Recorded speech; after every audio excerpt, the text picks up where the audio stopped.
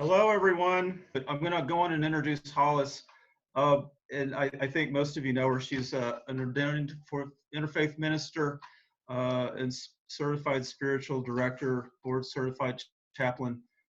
Since her ordination in 2010, she's worked on a variety of settings as a chaplain, counselor, and officiant for sacred ceremonies.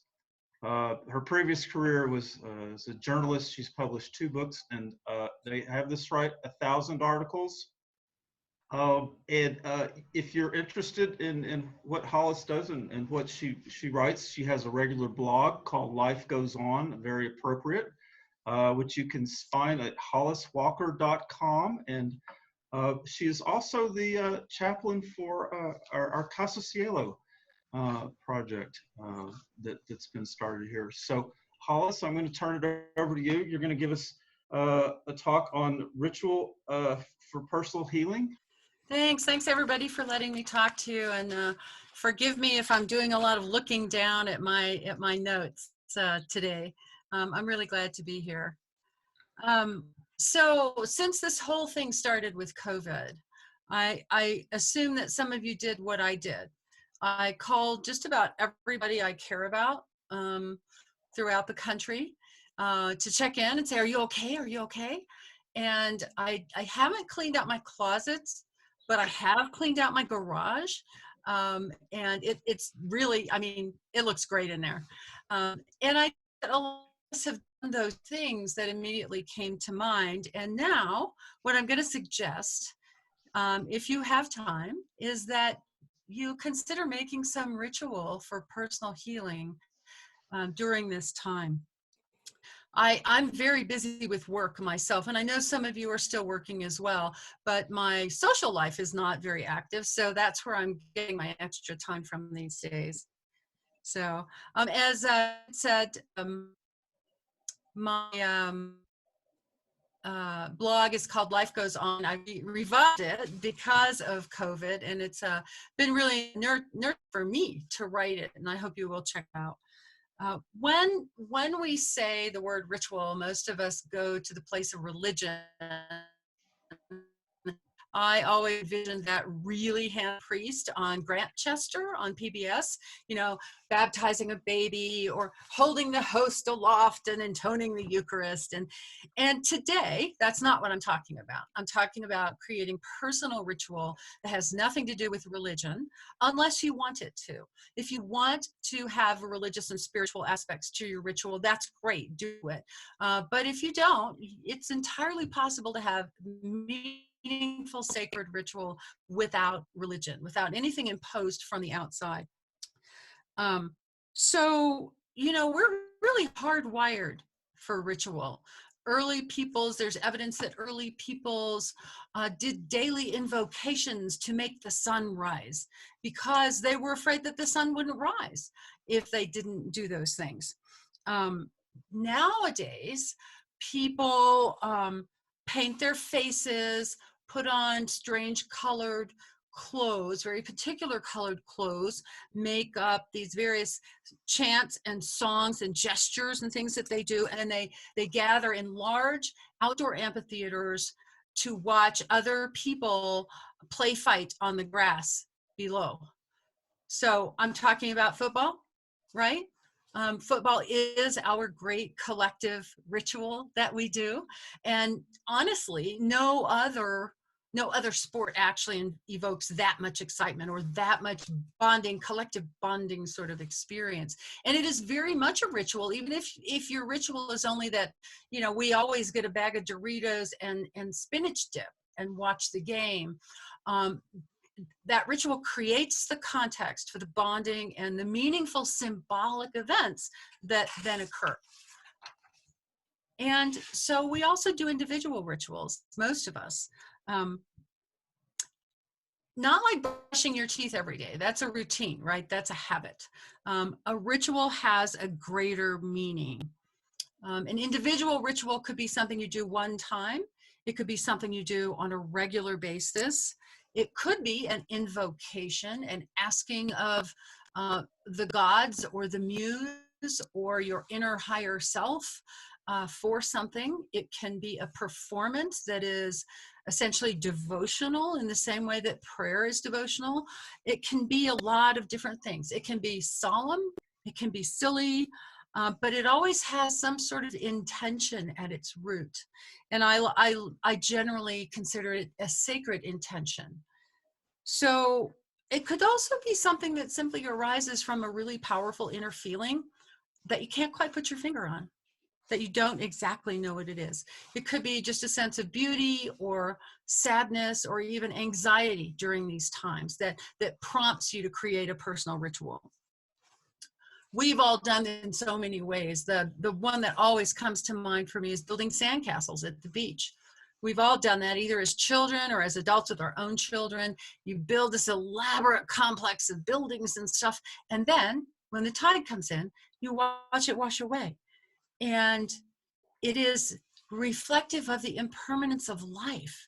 That's what a sandcastle is about. That's what it's about when you write it on the sand and then you wait and watch for the water to wash away. Or at the very least, you think about the water washing it away.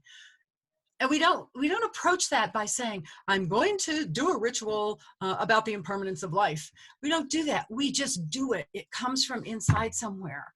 And that's the way personal ritual works. So we're missing some of our rituals, collective and personal, right now. And the most obvious one is the handshake. You know, we think of handshaking as just a business thing or a how are you or whatever, or hugging.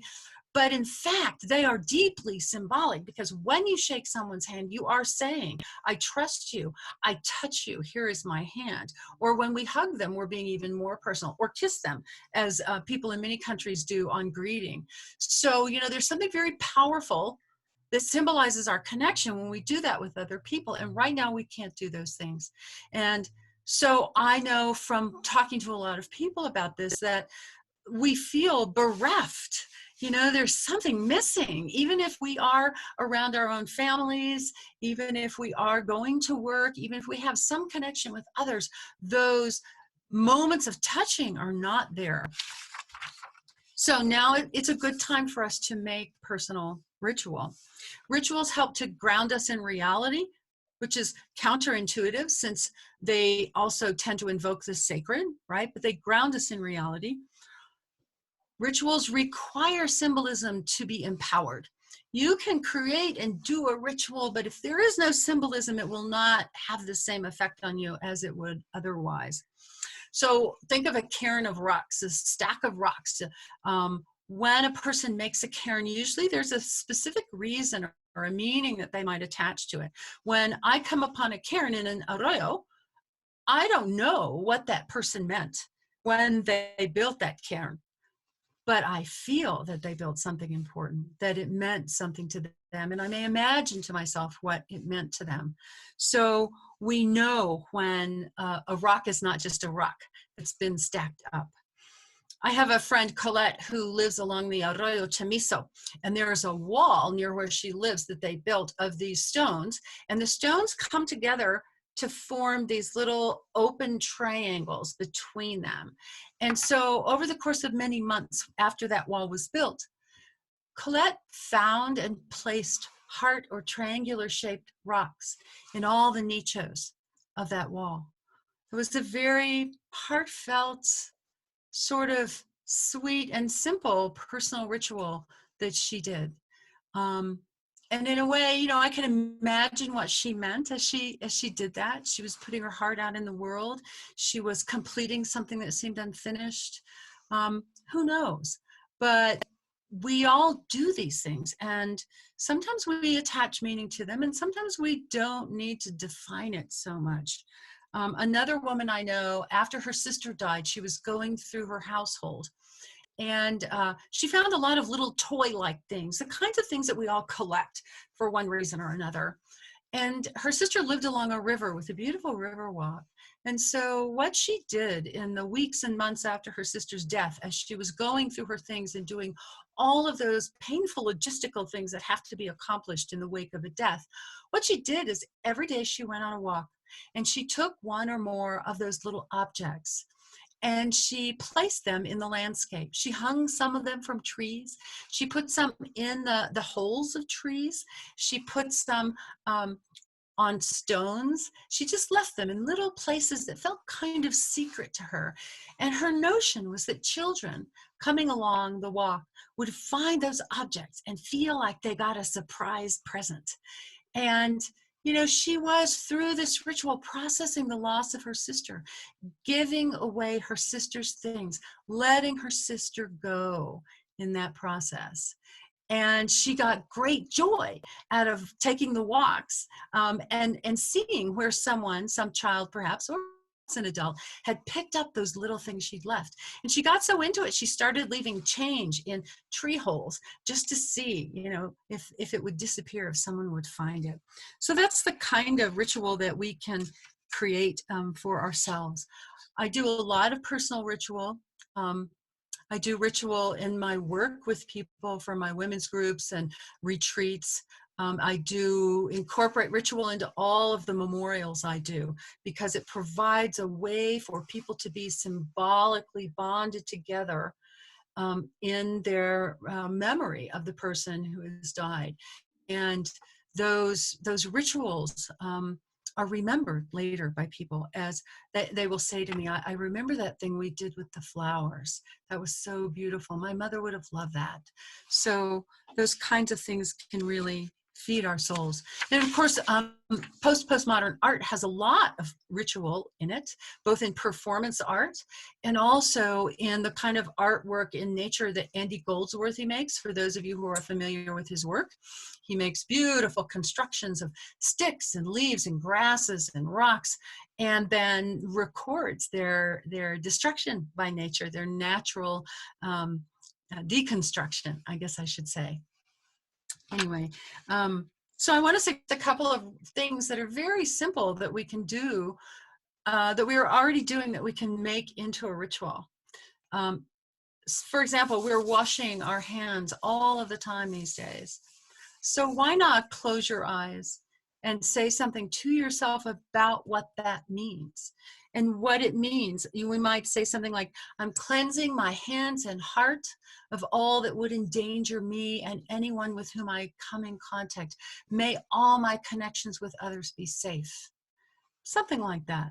Same thing with putting on your mask. Think about our mask sort of prevents and gets in the way of our speaking to one another. A lot of the time, I can't hear anyone else, and I can't hear myself hardly when I've got my mask on, but it reminds me that I want my words to always be positive, kind, and good. I might say something to myself when I put my mask on about that very thing. May I speak only words that matter, only kind and helpful words. Let the words I speak bring good. Something like that. I went to Hiroshima once, and in Japan, there's a great deal of ritual. Of course, the tea ceremony is one obvious example. They taught little children, school children, how to make origami paper cranes that they string and they bring to the Hiroshima Memorial every year, thousands and thousands and thousands of these colorful paper cranes. I had pictures I wanted to share with you today, and unfortunately we couldn't get the share screen function to work, but that ritual act of making those cranes and taking them to the Hiroshima Memorial every year is part of the educational process for these children about what happened when the nuclear bomb landed on their country. And it is a beautiful, powerful ritual and also an educational experience for them. So I'm trying to check my time here. Good, we're okay. So I'm going to share something personal. So if I cry, you guys, indulge me, all right? My beloved standard poodle, Jackson, died recently. And myself and my friends made his death and his burial into a really powerful ritual. And after he was buried and I came home, I built a shrine on my dining room table. And this is something that I have always done sort of naturally, and I'm sure many of you do too, to memorialize and remember and process the loss of a person or a job or anything that is meaningful to us. And so I built the shrine immediately. I put a picture of him and candles, the scarf that I had used to move him in his last days of life, his collar, some hair I had clipped from his ears in a little baggie, candles, flowers. So each, and my Tibetan singing bowl. And each day I go to the shrine and I look at his picture. I ring my bowl for once for each day since he has departed. I allow myself to cry if I feel like doing that. I talk to his picture. Over time, I've added the cards that people sent me, the condolence cards, more pictures of him. And then after a few weeks, I started to deconstruct that. I started to take the cards and put them away, to take the extra pictures and put them away, to get rid of the dirty flowers, the dying flowers and their stinky water, and put that away. And in doing all of those things, I have embraced his loss as fully as I could, confronted and dealt with my own feelings. And now I am withdrawing somewhat from that acute phase of grief. And soon I will put it all away. It doesn't mean I will stop grieving him, but it means that I will recognize consciously that it is time for me to move on. So now I want to mention that a couple of my friends have started communications rituals. One of them is sending a text to her closest friends every day with 3 things she is grateful for. And it says things like, I am grateful for Campbell's minestrone soup. I'm grateful for my job. I'm grateful for my landlord who fixed my toilet. Happy Thursday. And she does this every day. And I am communicating with her every day because of that. Another friend is making cartoons every day that she does with collage of stamps and things like that. And talking about her own feelings about what's going on with COVID and her self-isolation. And also because she's sending these to me, I'm responding back. And we are deeply engaged because of this ritual she's created. So I want to encourage everyone to up with your own rituals. And I want to ask before I close here, if any of you have been creating your own rituals and what those look like and what it's doing for you. Does anybody have anything they'd like to add? Be sure to unmute yourself before you speak. Anybody making ritual? Yes. Hi, Hollis. One of the things that I liked myself for was that I used to memorize poetry, and then I got too busy this last year, and I realized, oh boy, is it going out the door fast. And so I've been picking up poems that I do as I walk, when I walk the dog. I'm sorry about your dog, by the way, really sorry. But I've been memorizing poetry, so when I wash my hands, I do the poetry.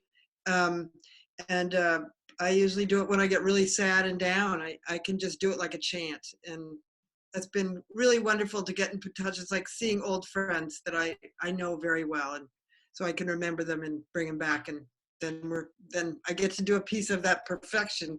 It's not my poetry, it's the classic poetry, but I can give myself a piece of perfection and have it come out my mouth, and that's very satisfying to me. That's beautiful. Thank you, Laura. Anybody else? Well, in my neighborhood, I want to say that Karen Hyatt, who's on the screen with us today, Karen Hyatt started. Can someone hear me? Hello?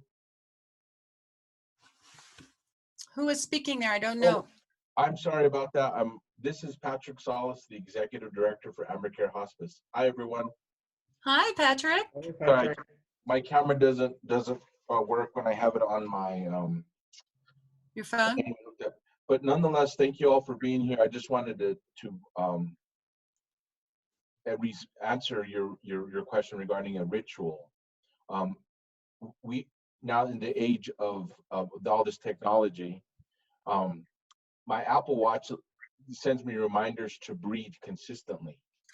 And now transitioning from acute care into hospice care, I'm using the time for it to remind me when it taps me on my wrist to breathe, but more importantly, hold space for my team and hold space for our patients that we're transitioning and those that have recently transitioned. So I'm just using the technology portion for me to be able to have a reminder. Thank you, Patrick. Yeah, isn't it weird? You know, we don't think of technology as being something that's involved in ritual, but these days it very much is. Very much. I was starting to tell you guys that Karen Hyatt started a neighborhood support system in the neighborhood that we both live in. And they distributed sidewalk chalk to every single resident of our neighborhood. And many of the residents are going out and drawing these incredible drawings. Oh my gosh. Yay. That's exactly the photo that I have, John. the Anyway, many of our neighbors are going out on the sidewalks and writing messages to one another, or writing little queries and drawing beautiful mandalas and things like that. So it has created yet another communications ritual that's really deepened our sense of connection to one another, even though we don't always see each other, even on the trails in the neighborhood. So I want to just acknowledge Karen for that brilliant notion of hers, and for starting something lovely in my neighborhood. You know, the mayor is now with us. I see his face, and so I want to be respectful because I know his time is short, so we can open this up to him. Thank you all so much for letting me share with you. Many blessings to all of you at this time, and I hope we can see each other in person soon. Thanks.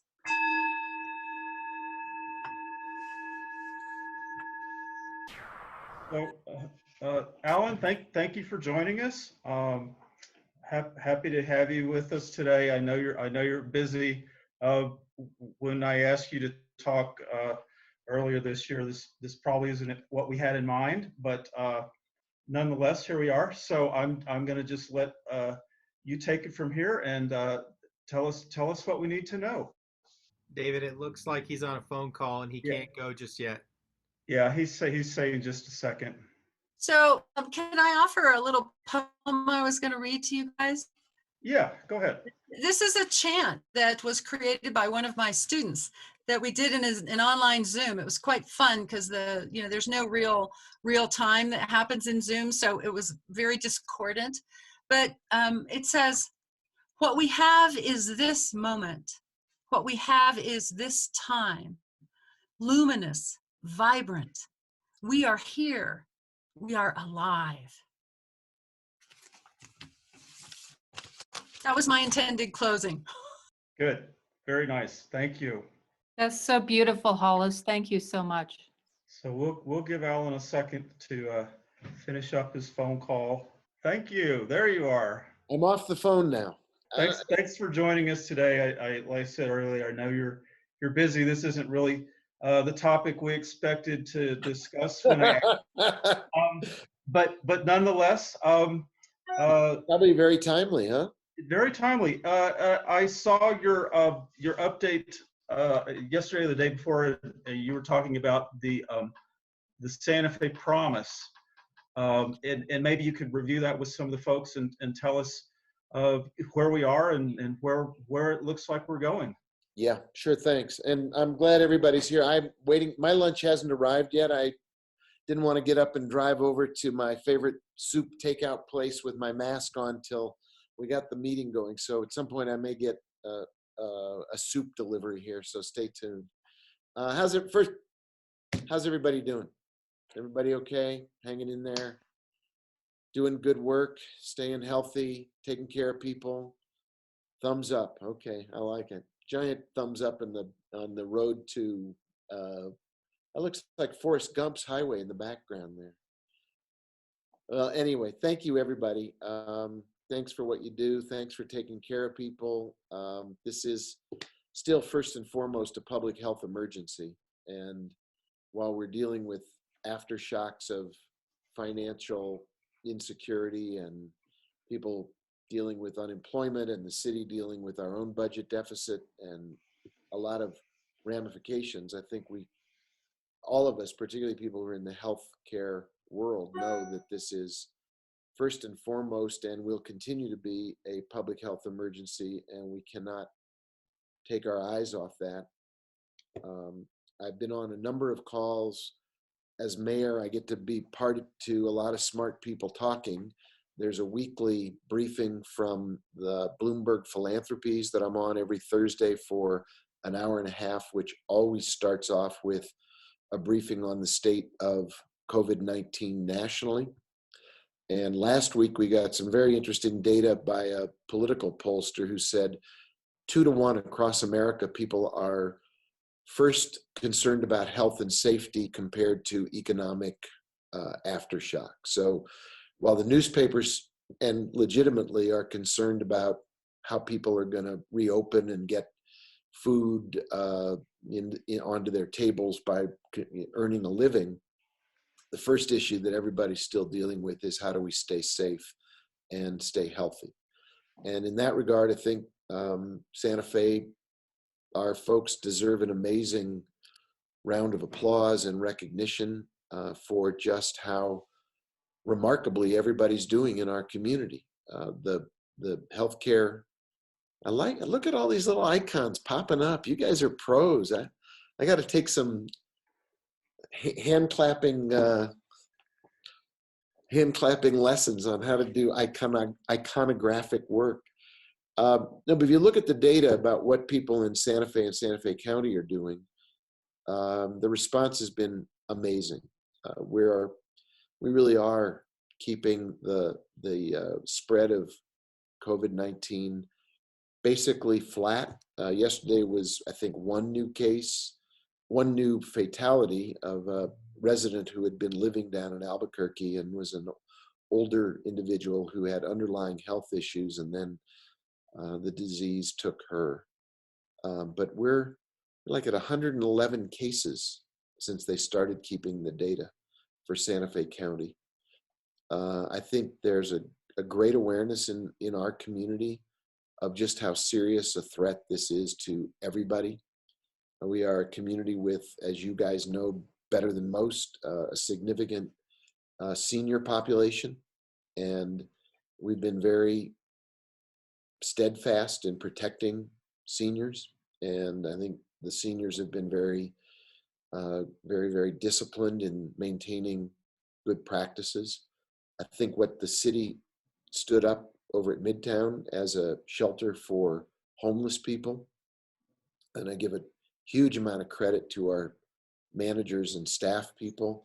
There are 46 people living there right now, and they're all finding ways not just to stay safe, but a lot of them, it's the first time they've ever had really a secure place to stay and live. And it really reminds everybody that housing first is the solution to homelessness. And then you add the wraparound services, and people are gardening and helping to make up the rooms and looking after new arrivals and staying safe. And they're not only safe themselves, but they're not out in the community potentially spreading the disease. So we took a tinderbox, in this case of homeless shelters, and turned it into an amazing example of rapid response, wraparound services, and community safety for health for the individuals involved, and also for all of us who would potentially be at risk if the homeless folks were out walking around and going into fast food restaurants or not really taking care of themselves. So that's the good news on kind of our initial response level. The next step for all of us is to recognize that the governor is beginning the process of reopening. She's got a press conference this afternoon. She's in a very hard place. If you picked up the New York Times this morning, there was a front page story about the mayor of Farmington taking on the governor because he claims, probably accurately, that her order to close down the state has cost Farmington, turned it into what he called an economic death spiral. And I'm on bi-weekly calls with John Bingaman, who is the governor's chief of staff. Nothing but mayors in every one of these calls. And depending on where your community is, if you're the mayor of Hobbs or if you're the mayor of Farmington, he's on the call. You are seeing people go out of business. And if you're close to either Texas or Colorado, you're seeing your residents drive across the state border to do things, shop at places, have sit-down meals, go to the movies, do things that we're not doing here in New Mexico. Because the governor comes from a public health background, and she is determined to do what she can do to prevent the spread of COVID-19. I'm told that if the Navajo Nation were a state of the United States as opposed to a sovereign nation, if it were a state, it would have the highest concentration of COVID-19 patients of any state per capita in the country. And right now, I learned yesterday, more than 100 people have been airlifted from the northwest corner of New Mexico to Albuquerque hospitals because they can't take care of them over in the northwest corner. And the Albuquerque hospitals are now in surge capacity. So while we're doing great, the northwest corner is on fire. The Pueblos are suffering. The Navajo people are suffering. And yet you've got mayors across the state urging the governor to reopen because their residents are driving across the border to Texas, Colorado, and doing business as if everything's back to normal. So she's in a tough position. Public health data that her own experts established as the gating factors for whether and when to open are not being met statewide. We are doing better than that in Santa Fe. The last data I saw said that our pass-along rate was 1.1. And if you get it below 1, you've basically achieved a measure of victory in preventing the spread of the coronavirus. If you're at 1.54 or above, you're not even close to keeping the thing under control. And we know that in some of these areas where the rates are the worst, there's very little control whatsoever. So she's going to have to come up with a plan for dealing with the she initially said there's going to be a quote unquote one New Mexico reopening, but you've got vastly different experiences all over the state. Plus you do have people arriving from out of state. The mayor of Ruidoso was talking on our last call about people who have second homes in Ruidoso are starting to show up from Texas. And in Texas, they apparently have not had the same degree of discipline or public health concern that we've had in Santa Fe or in New Mexico outside the northwest corner. And so they're showing up and they're not wearing masks and they're not used to social distancing and they're not used to packing hand sanitizer with them when they go out on an errand. So the challenge is to learn how to walk and chew gum at the same time. And how do we stay safe? How do we maintain our own protocols as we acknowledge that there's a requirement to accept people as they come into New Mexico? So the basic idea right now is to, let me open up my chat because I'm seeing chat boxes. I don't know that you can the question is, can you customize the response by city or county? So the problem with that is, let's imagine the governor announces today that Santa Fe and Santa Fe County is doing great, so we can open up more of our shops and stores. Well, if I lived in Farmington, I'd get in a car and drive to Santa Fe. We don't have a protective bubble around us. And anytime you change the rules for one county or one community, you will end up with the people who are still under more tight lockdown saying, hey, great, let's go stay at a motel in Santa Fe and go shopping and go to the movies or whatever the governor said we can start doing under her reopening protocols. So we have, I think the basic idea behind this resolution that I'm introducing is, call it the Santa Fe Promise. And there's I used to be a magazine editor, so I like words, and there's a promise that you make and there's a promise of a better future, and I think they go hand in hand. I think the promise we keep is a promise to ourselves, and to our community, and then to anybody who comes to town and starts to return as visitors. And our hotels are starting to open up at reduced capacity, but reopen. And we could sure use some income. But if we do it, we keep a promise. And here's what the promise says: I promise to act as if I had COVID-19, because we don't know.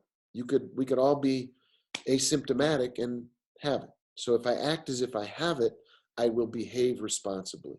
I will adopt a defensive posture. It'll be like wearing a safety belt in your car. So I'm going to act as if I have it. I'm going to wear a mask. I promise to keep social distancing. I promise to wash my hands and use hand sanitizer. I promise to, as we reopen, give my business to stores and shops and hotels or restaurants that also say they'll subscribe to the promise. And so we reinforce this behavior as a community so that we're taking care of ourselves, we're taking care of each other, and we're establishing a code of conduct for anybody who comes to town. They'll see we're all wearing masks. We're all potentially wearing a little button that says, I promise. And it becomes a campaign for how to reopen, because I think we will be reopening. It is inevitable to me that around the country, around New Mexico, keeping the lid on too long is simply unacceptable to people who are chafing at the bit. So we've got to learn how to stay safe and reopen, do best practice, accept the fact, as the public health experts have said, that when you reopen, there will be some increase in cases. But if we can keep a lid on it, and it isn't like what happened with the Spanish flu, where the second wave was way worse than the first wave, if we can keep the spread from flaring up by having an idea like the Santa Fe Promise as an adopted new protocol, a way of doing business, a way of conducting ourselves, our expectations of each other, we may set a standard that other people will then adopt. I sent the resolution that I introduced, I forwarded it to John Bingaman, the governor's chief of staff. He forwarded it to all the mayors who were on the call yesterday. I'm not saying it's the answer, but I do believe that if we begin the process of a publicly embraced set of behaviors, we will then follow it up with probably an emergency order from the mayor saying you must wear a mask when you go inside these places. And then Carol Romero Worth, my colleague on the city council, the governing body, is introducing not a resolution, but an ordinance to make it a city law, which will have even more directive impact. So I think the idea is the right way to go. It isn't a complete solution to keeping everybody safe, but what I gather from the conversation I'm hearing from these calls I'm on with the other mayors, even the governor's own public health advisor, Dr. Scrace, is saying we can't keep everybody locked down forever. So we have to come to some kind of an accommodation of best practices. Yesterday, John Bingaman said the governor will be publishing what they're calling, let me get my notebook out. The governor is going to be publishing what they're calling a CSP Bible. That's kind of a name for it. CSP stands for COVID safe practices, and they'll be by industry. So here's COVID safe practices for restaurants, for hotels, for retail shops and stores. And it's like a code of conduct by industry, and it's going to have both best practices and requirements. Other things that some cities are doing, Albuquerque has launched a series of public service announcement videos modeling best practice. I think we should do that too as part of our Santa Fe Promise campaign. everybody on this call can make a little video of yourself with your camera or with your laptop, with your smartphone, saying, talk through your mask. I'm wearing a mask. You should too. Just because we're reopening doesn't mean we stop taking safety precautions. So that's a quick update on that. Let me pivot to some of the things I see on the chat box. How many other mayors share the ideas that I'm putting out? Everybody does to a greater or lesser extent. In Ruidoso, where they're getting Texas second homeowners come, they've adopted something there that they call Ruidoso Safe. They've got people on staff wearing T-shirts and going out. Now, Ruidoso is about 15,000 people, and when they get all the second homeowners, it kind of doubles, but we're talking about 30,000 people. So they got people walking up and down Main Street, giving out little handy packs with hand sanitizers and masks as people arrive, saying, welcome to Ruidoso, here's your kit to stay safe. Like I said, Albuquerque's doing public service announcements with peer-to-peer best practice. I'm a kid, I'm a young person, but I want my auntie or uncle or grandma or grandpa to stay safe. So they're using PSAs to do that. Farmington is doing what they're calling a self-certification process, where stores have a checklist of this kind of CSP Bible or handmade Bible to check these are the things we're doing, so that if you go into that store or shop, you feel more confident that you're going to be safe. There is an effort by the mayor of Rio Rancho to start a statewide thing called CSP Champions, where people would, adopt the CSP code of conduct. I got to confess, I don't think the word CSP is kind of created by a great marketer. It doesn't exactly roll trippingly off your tongue like, hey, are you following the CSPs? Like, I don't even know what you're talking about. But the idea of staying safe, keeping a promise, it's a lot more English and less bureaucratic talking than CSPs. So I think there are a lot of folks who want to do the right thing. They need guidance, and in some cases they need a mask.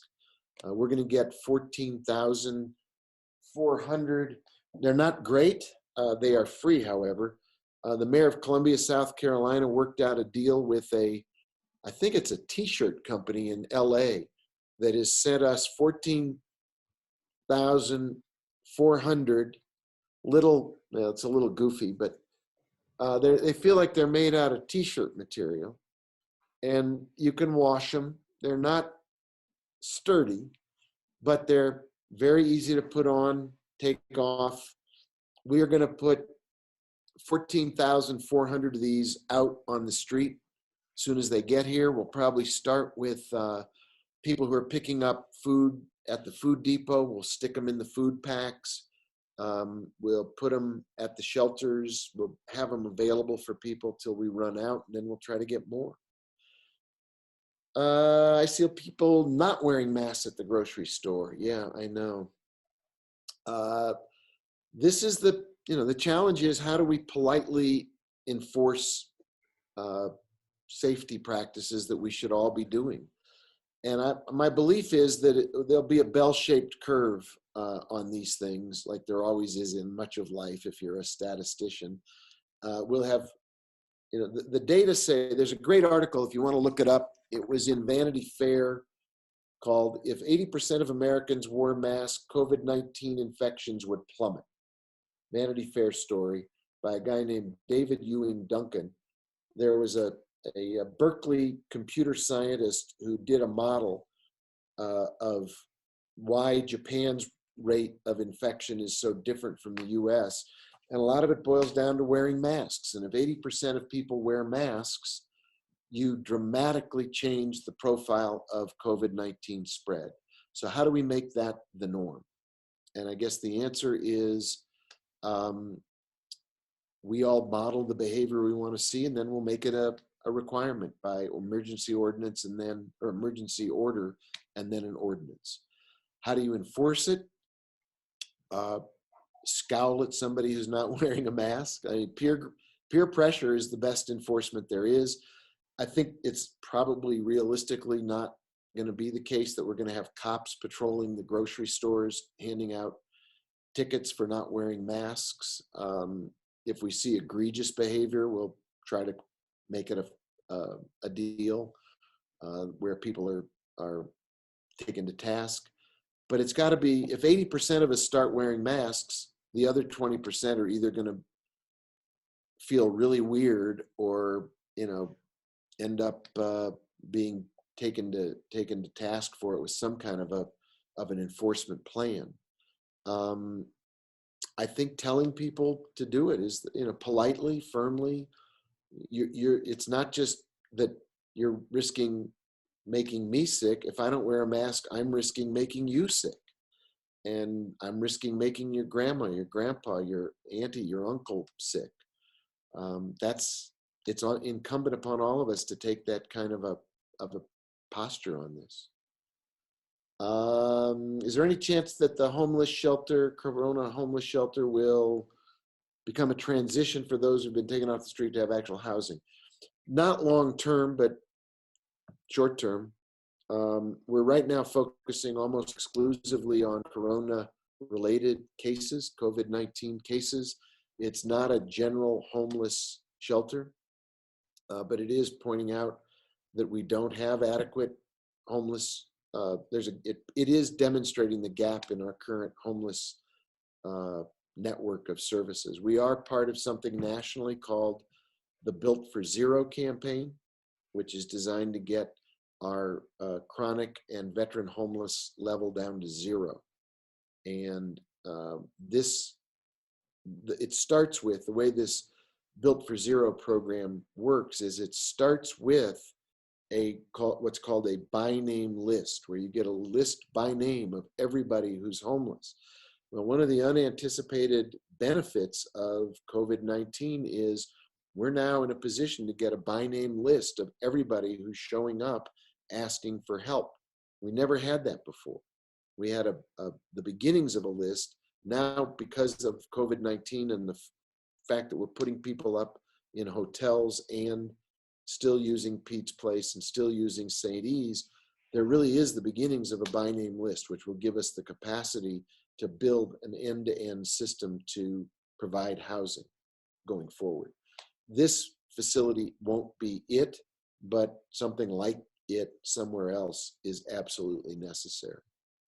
Yeah. Can we insist that stores provide masks? We can encourage stores to sell masks. We had the deal with plastic bags or grocery bags. You can buy a bag when you check out.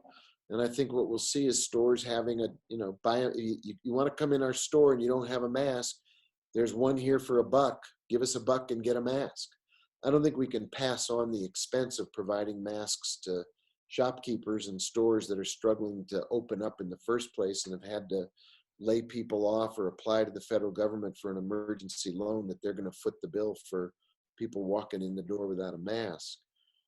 My concern is more that I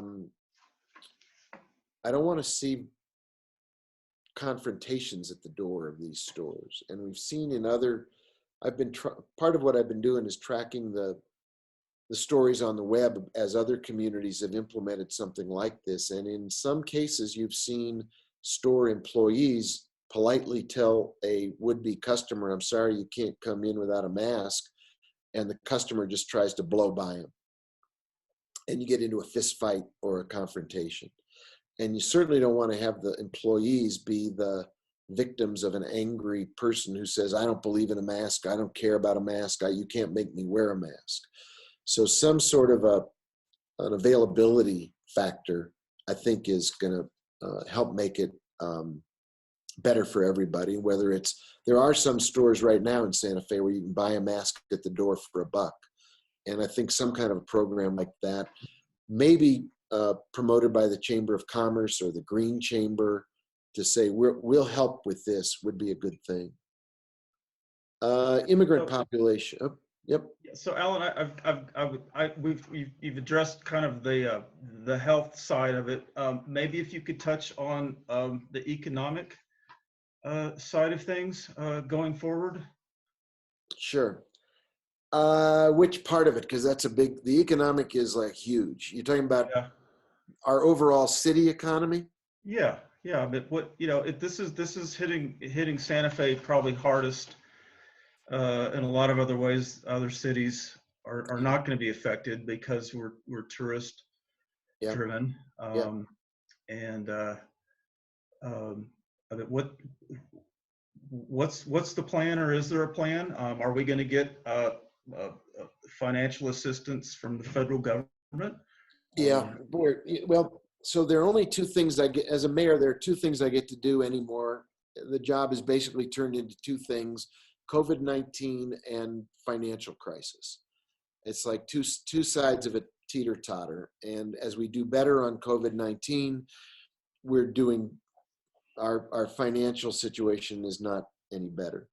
There are 2,100 cities around America that are in desperate financial condition. I just saw a web story today that Houston is furloughing something like 3,000 employees as they get ready for their next fiscal year budget. You saw we narrowly passed a measure that we desperately had to do to furlough our employees for about 4 hours a week, just to try to make it between now and the end of June. We have a $46 million budget deficit that we got to fill in the next 2 months, month and a half now. And part of that was this very, very difficult decision involving our own employees. We're starting our budget for next year. It's worse, not better, because of everything you just said. All of our summer markets are canceled: Indian market, Spanish market, folk art market, the opera, everything is canceled. So our city revenues are non-existent, and our stores and shops are suffering, and a lot of people have been laid off. If you read the papers, the unemployment rate in America is like the same or worse as it was in the Great Depression. Yeah. So our first stop is to plead with the federal government for help. Congressman Ben Ray Lujan has introduced a measure, and he's got the ear of Speaker Pelosi because he's an assistant speaker now. There's a major bill for states and local governments under 500,000, because the first cutoff for help from the feds was 500,000. We're 85,000. We got nothing. Ben Ray is working on that. Nancy Pelosi is supporting it. Mitch McConnell in the Senate is telling states and cities to go bankrupt. That's his solution. So that's the first order of business. And hopefully they'll pass a bill and we'll get some help. It won't be enough. It'll be something. Next step is a gradual reopening. Our hotels are starting to reopen. That's why this Santa Fe Promise idea is so compelling. We want everybody to have a button or a sign in their store window saying, "I promise," so that you feel safe. And we tell the tourists as they do come back, here's how we behave in Santa Fe. They will start to come back. You're already seeing Texas license plates in town. But they don't know our code of conduct. So we got to teach them how to behave and make them behave that way. We will begin to see some reopening this summer. I'm afraid, it's good news and it's bad news. People are going to come here from cities and communities that have been harder hit by COVID than us, because they want to get out of those places. And now that the travel bans are lifted and airplanes are flying again a little bit, and you can drive here from Texas or Colorado or California, we'll get people from places that have been very hard hit. And if we see a second wave and it's worse than the first wave, we'll be back in our shutdown for another 60 days. So the aim is to have a recovery that is sustainable, safe, and gradual, and begin to build our way forward. The city budget is going to be unlike anything you've ever seen before, and not in a good way. I mean, we are going to have to reimagine city government. It's going to be an effort to not just cut, because cutting isn't we don't need to cut city government. We need to reimagine how we work within constraints that are so severe that we don't just do a little of this, a little less of this, and a little less of that. We have to say, how do we reimagine everything we do so we are more effective with dramatically less money? How do we use technology? How do we use combined practices? How do we conceivably just look to nonprofits or others to pick up the slack of what the city government can't afford to do anymore, because our revenues are 70% of the city budget of our general fund comes from the gross receipts tax. Gross receipts tax dramatically comes from tourists. And the things that we're not allowed to collect gross receipts tax are food and pharmaceuticals, which are basically the only things anybody's buying today because the retail stores are shut down. So going forward, it's going to be probably the experts around the country say we'll have a recovery, assuming we don't have a massive second wave. If we begin to have a recovery, it'll take 2 to 4 years to have an economic recovery. The Bloomberg philanthropy speaker last week said that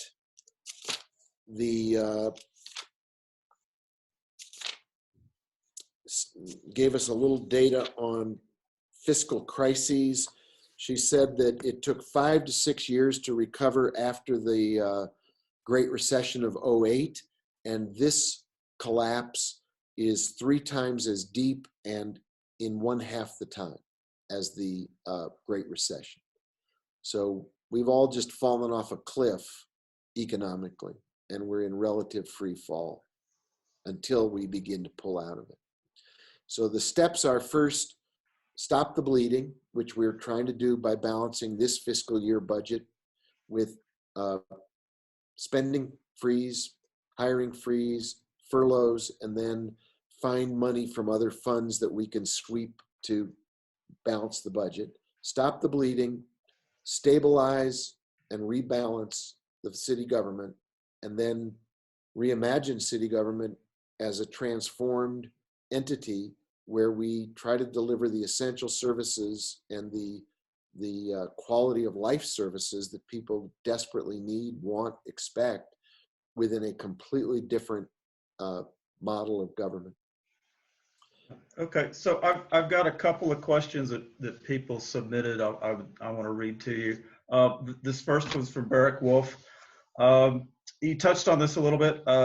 Some of our overall challenges, and you talked about homelessness that are really now highlighted with the virus.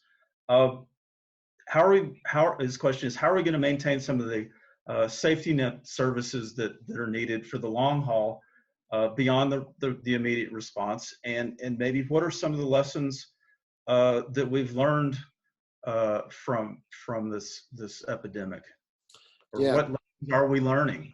I think those are great questions. I think we're learning a lot of there's a question at the bottom, what are some of the positive changes? I think we're seeing a lot of innovation, creativity, and really terrific adaptive behavior that people are doing simply because we can't keep doing what we've always done. Warren Buffett has a great saying, which is, when the tide goes out, you see who's been swimming naked. And turns out we've been doing a lot of swimming naked because we could. Nobody could see below the surface what was really going on. And so we had a lot of needs that we were papering over and not addressing creatively. I'll give you one very interesting little piece of data. Our land use department, we've been talking for years about implementing e-permitting system, electronic permitting. Well, when you can't do permitting in person, you can't have walk-in service at the level of a clerk taking your permit and processing it, you shift to electronic permitting. It took them about 2 weeks. We now have $75 million worth of construction that's been permitted in the month of April alone using electronic permitting. So that's an example of just city government being more creative, more flexible, more adaptive, and using technology that we kind of shrugged at because we could. We were just doing business the way we'd always done business. And when you can't do it that way anymore, turns out there are more creative solutions that we can shift to. Same as what we're learning about the by name list for homelessness. This is going to jumpstart our real activity toward the Built for Zero program. I think when we come out of this, my belief is as stores and shops reopen, we're going to be much more committed as a community to buying local. Right now, the big box stores and the web-based purchases are they've got a monopoly, and Amazon is selling out.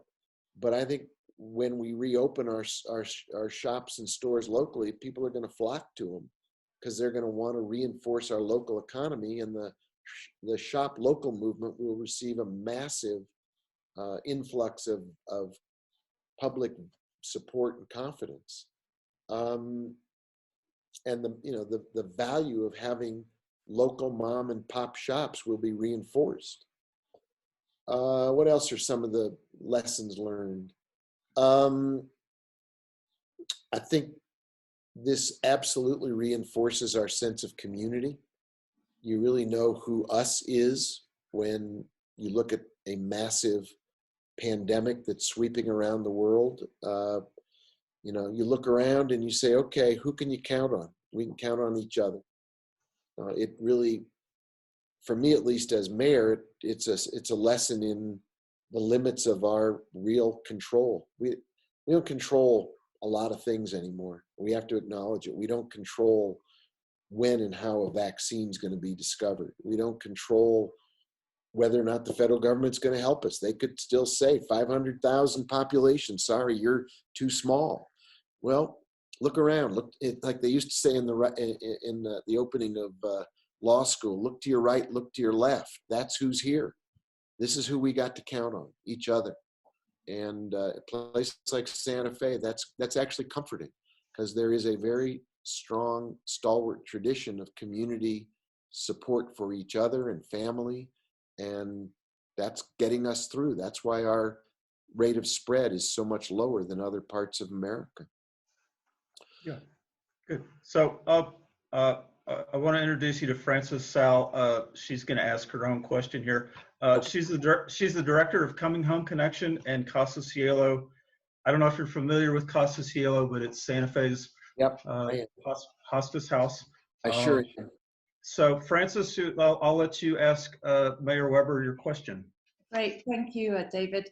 And this isn't actually directly related to COVID, so probably a pleasant distraction. But it does speak, I think, to that kind of greater sense of creativity and reimagining economy and services in a more, to my mind, kind of human community level. And a lot of us here are involved, we're all involved in senior care, and a lot of it is to do with senior living situations. And we're beginning to see around this country and in Europe a different model for residential care, which is kind of smaller, often known as bed and board or the boarding house model, where you've got maybe 3 or 4 seniors living with a full-time caregiver and little bits of help coming in. And I've seen this model as being quite efficient and cost effective and meeting a certain need that even though we have excellent residential care in this town, the bigger facilities are not for everyone. And I just wondered what potential you saw for kind of public, private and non-profit partnerships to develop these kind of homes within the city, because we definitely have a gap in housings for seniors. And it's also, to me, an economic model for the people providing the care. It's like a mom and pop care home kind of thing. Yeah, again, if you think about, go back to the question about what's the upside of the downside. The upside of the downside is that all the things that we've been taking as the way to do things are going to be reexamined and challenged. And I think it's a great opportunity for new models to emerge and new experiments. And that certainly is one. I saw a video. I was forwarded a video as we've looked at the incredible toll that has been taken in senior living facilities around the country, starting in Seattle. And I think there's obviously a need to reimagine, rethink how we do senior housing. And it is clear that a lot of the risk factor in senior housing right now is a function of the way we've set up those facilities to operate.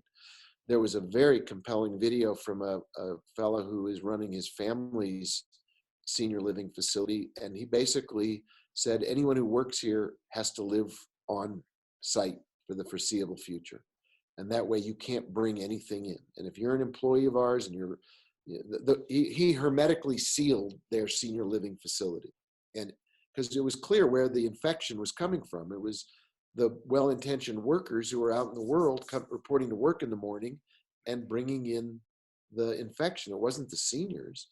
So I think what we're going to witness again, I mean, this is a transformative epidemic, and healthcare is going to be reimagined, and the food system is going to be reimagined.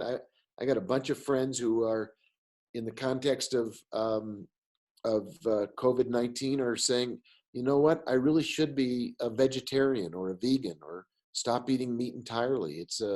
We're seeing disruption of the food chain. Why don't I eat more healthy and just take it on as a unintended consequence, positive consequence of being quarantined at home. I'll start my own vegetable garden. I've been talking about it for years. Now I'm going to do it. So I do believe there are going to be benefits to this. I hope the lessons stay learned and don't change if things start to open up. I hope we don't suddenly declare victory and adopt the same old practices, because that's clearly not going to work for the long run. And this is not the last pandemic or global disruption we're ever going to experience. There's more coming. Yeah, good. So I'd like to ask you a question. Sure. Once we're past the quarantine, does the city or your office in any way plan to acknowledge some of these people who've been on the front line, risking their own health for the better good of all of us? A lot of them for minimum wage, and I'm talking about healthcare employees, residential care, grocery employees. Some sort of way to acknowledge their service, a public event, a day of appreciation. It's a great idea. I mean, I think we got to see how and when we get there. There's some things that are already underway, and I'm not sure money's the only way to acknowledge it, but it's a nice way to acknowledge it. Congresswoman Deb Haaland was on.